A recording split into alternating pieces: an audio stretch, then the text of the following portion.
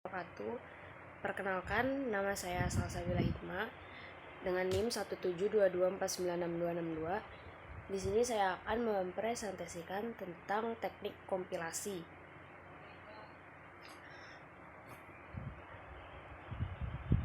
Jadi di sini ada arti kata dari teknik kompilasi itu sendiri. Teknik kompilasi terdiri dari dua kata, yaitu teknik dan kompilasi. Teknik yaitu suatu metode atau cara, dan kompilasi yaitu suatu proses untuk menggabungkan serta menerjemahkan suatu search program menjadi bentuk lain. Dan kompilasi juga diartikan sebagai suatu proses penggabungan serta menerjemahkan suatu search program menjadi bentuk lain. Lalu, kompilasi juga diartikan sebagai teknik dalam melakukan pembacaan suatu program yang ditulis dalam bahasa sumber, kemudian diterjemahkan ke dalam suatu bahasa lain yang disebut bahasa sasaran. Lalu di sini ada tipe-tipe bahasa pemrograman. Bahasa pemrograman itu dibagi menjadi 3 berdasarkan tingkat ketergantungannya dengan mesin. Dibedakan menjadi bahasa mesin, bahasa assembly, dan bahasa tingkat tinggi.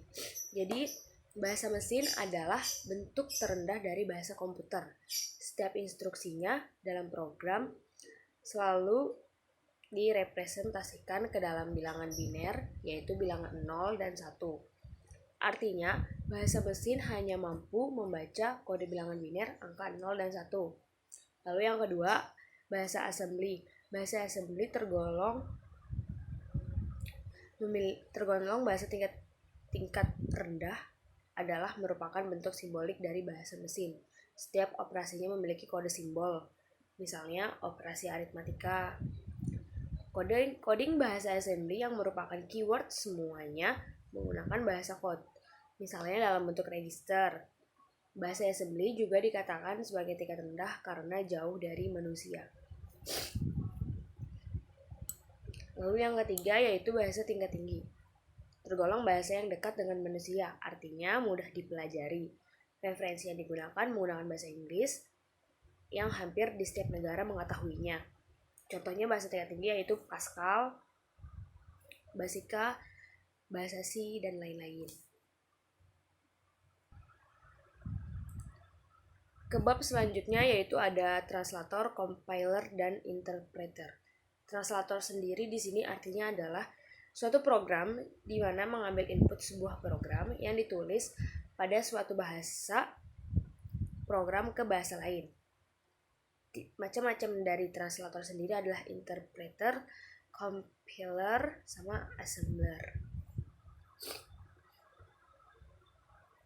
Nah, pengertian dari interpreter sendiri yaitu perangkat lunak yang mampu mengeksekusi kode program yang ditulis oleh programmer lalu diterjemahkan ke dalam bahasa mesin. Bahasa mesin yang ada 3 tadi, sehingga mesin dapat melakukan instruksi yang diminta oleh programmer tersebut.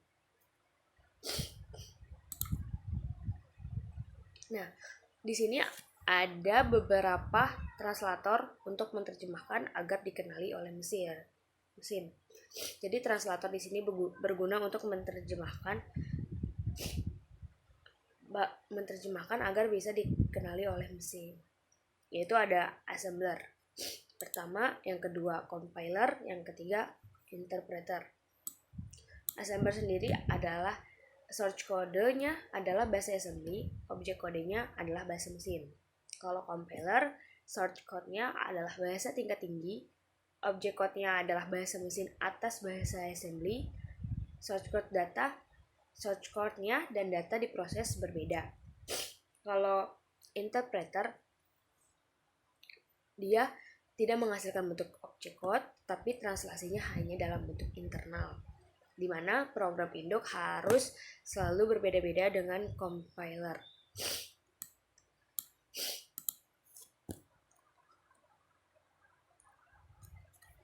Lalu pembahasan selanjutnya ada konsep notasi dan bahasa. Jadi, untuk membuat penerjemah seperti compiler, yaitu yang bisa mengerti bahasa mesin, perlu dibuat standar atau aturan tata bahasa agar tidak keluar dari rules-nya. Seperti manusia berkomunikasi mempunyai tata bahasa agar lawan bicaranya dapat mengerti apa yang dibicarakan. Begitu.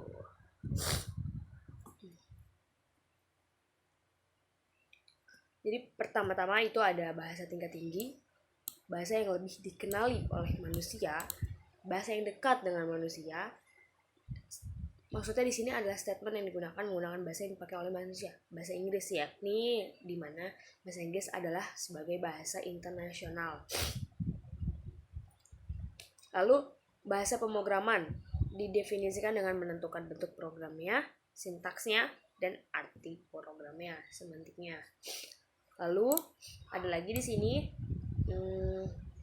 memberikan fasilitas yang lebih banyak seperti struktur kontrol program yang terstruktur, blok-blok serta prosedurnya dan fungsi-fungsinya. Lalu program mudah untuk dikoreksi, tidak tergantung pada salah satu mesin, tidak tergantung oleh salah satu mesinnya. Begitu. 2. Di sini ada tingkatan bahasa. Tingkatan bahasa itu ada 2, bahasa machine language dan bahasa tingkat rendah. Bahasa machine language ini di sini merupakan bahasa yang hanya mampu membaca bagian biner, yang mana bagian biner itu hanya ada 2 angka, yaitu 0 dan 1.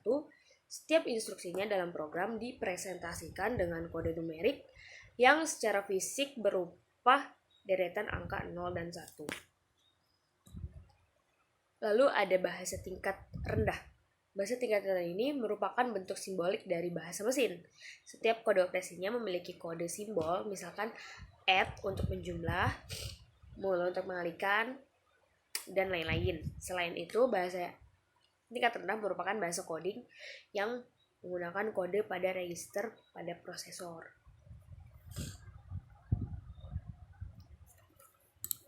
Lalu di sini ada diagram state. Diagram state itu digunakan untuk mendapatkan token, mempermudah untuk melakukan analisis leksikal. Yang kedua, token adalah simbol terminal dari teori bahasa dan otomata, yaitu di mana lanjutan materi sebelum teknik kompilasi. Nah, contoh token di sini itu adalah karakter huruf A sampai Z, 0 sampai 9, token integer untuk digit, token plus untuk menjumlahkan, dan token minus untuk mengurangkan.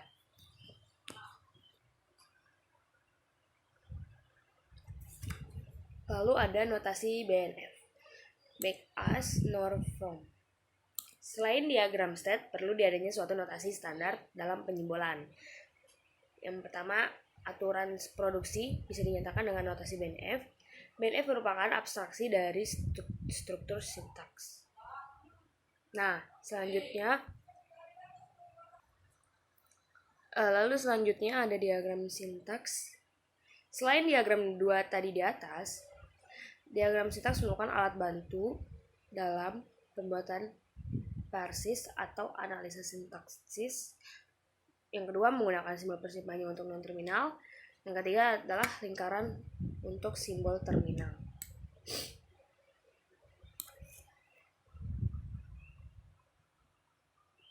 Lalu kita masuk ke analisis leksikal. Analisis leksikal yaitu atau bisa kita sebut dengan scanner, bertugas untuk mendekomposisikan program sumber menjadi bagian-bagian kecil. Tugasnya secara detail adalah mengidentifikasikan semua besaran yang membangun suatu bahasa.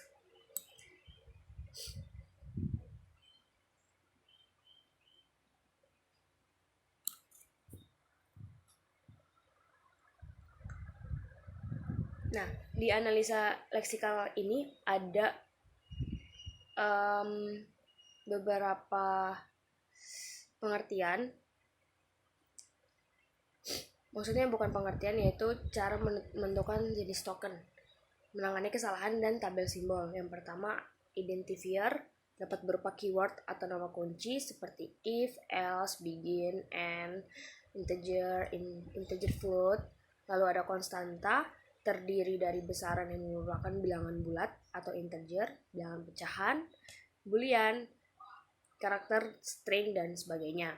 Lalu ada operator, terdiri dari operator aritmatika seperti plus, minus, kali, bagi, dan operator logika seperti kurang lebih atau sama dengan. Lalu ada delimiter. Delimiter yaitu berguna sebagai pemisah atau pembatas seperti kurung buka, kurung tutup, titik koma, titik, titik dua. Lalu ada white space yaitu pemisah yang diabaikan oleh program seperti enter, spasi, ganti baris, dan akhir file. Lalu pembahasan selanjutnya ada kode generator. Generator dan kode optimization merupakan fungsi sintetis yang berfungsi untuk melakukan pembangkitan atau pembuatan dan optimasi program. Dia berguna sebagai pengoptimalisasikan suatu program. Lalu ada scanner. Scanner adalah mengelompokkan program asal atau sumber sampai menjadi token. Lalu ada parser. Parser di sini bertugas memeriksa kebenaran dan urutan dari token-token yang terbentuk oleh scanner.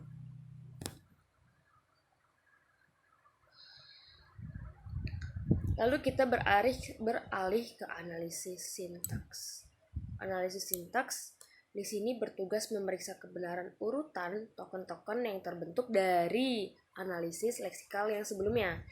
Sintaks analisis di sini sering disebut sebagai parser, sedangkan proses pendeteksiannya atau pengenalan tokennya disebut dengan parsing. Parser itu di sini tuh artinya penurunan. Lalu ada analisis semantik. Analisis semantik ini adalah proses kelanjutan dari kompilasi sebelumnya, yaitu analisis leksikal dengan analisis sintaks. Lalu setelah ada analisis semantik, di sini ada intermediate code. Intermediate code ini bertujuan untuk memperkecil usaha dalam membuat kompilator dari sejumlah bahasa ke sejumlah mesin. Jadi minimalisasi. Nah, setelah ada intermediate code, di sini ada optimization. Optimization itu yang pertama, dependensi optimasi, yaitu bertujuan untuk menghasilkan kode program yang berukuran lebih kecil dan cepat. Yang kedua, optimasi lokal adalah optimasi yang dilakukan hanya pada suatu blok dari source code. Jadi cuma satu. Lalu ada optimasi global, biasanya dilakukan dengan suatu graf terarah yang menunjukkan jalur yang mungkin selama eksekusi program. Lalu setelah intermediate code itu ada table management. Masih berhubungan dengan intermediate code, table management itu memiliki dua fungsi penting, yaitu membantu pemeriksaan kebenaran semantik dari program sumber. Yang kedua yaitu membantu dan mempermudah dalam pembuatan intermediate code dan proses pembangkitan kode. Di sini ada beberapa jenis table informasi.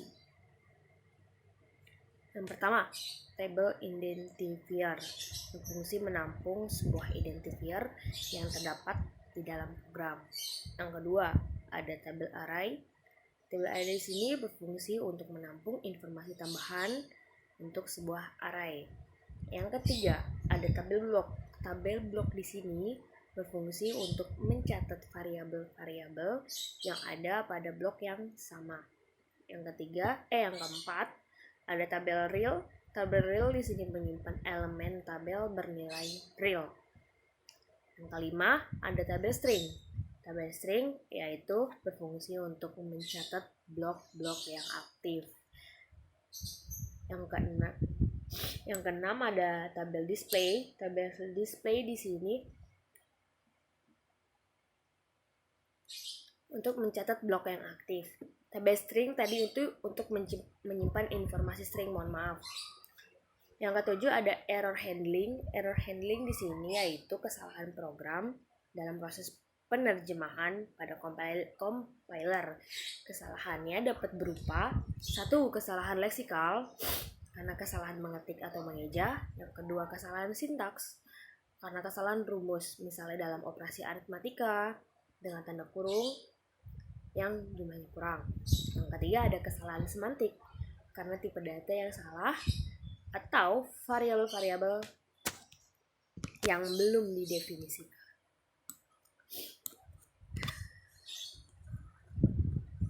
Selanjutnya ada syntax tree.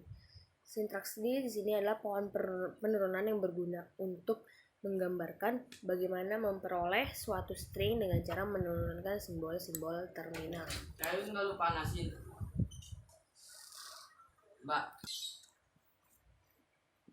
Setelah pohon sintaks tadi, sekarang ada parsing atau proses penurunan.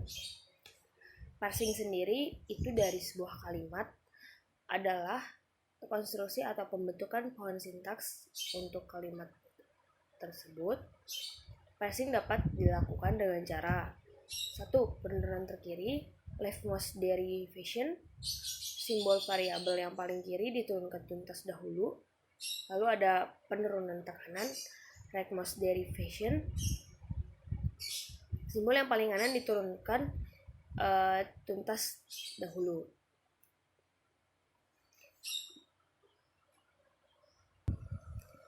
Di sini ada contoh dari parsing atau proses penurunan. Itu misalkan yang ingin dihasilkan yaitu string AA B AA dari konteks free language. Itu ada S menuju ES batas A dan E menuju SBA batas BA. Penurunan kiri itu ada S, ada variabel-variabelnya, lalu penurunan kanan ada S beserta variabel-variabelnya.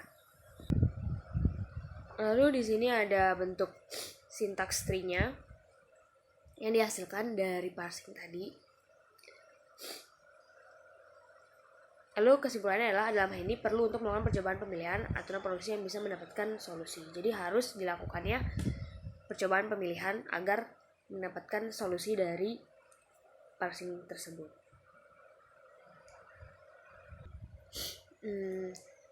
Saya kira segitu saja untuk presentasi pertemuan pertama dari saya. Kurang lebihnya mohon maaf. Wabillahi taufiq wal hidayah. Wassalamualaikum warahmatullahi wabarakatuh.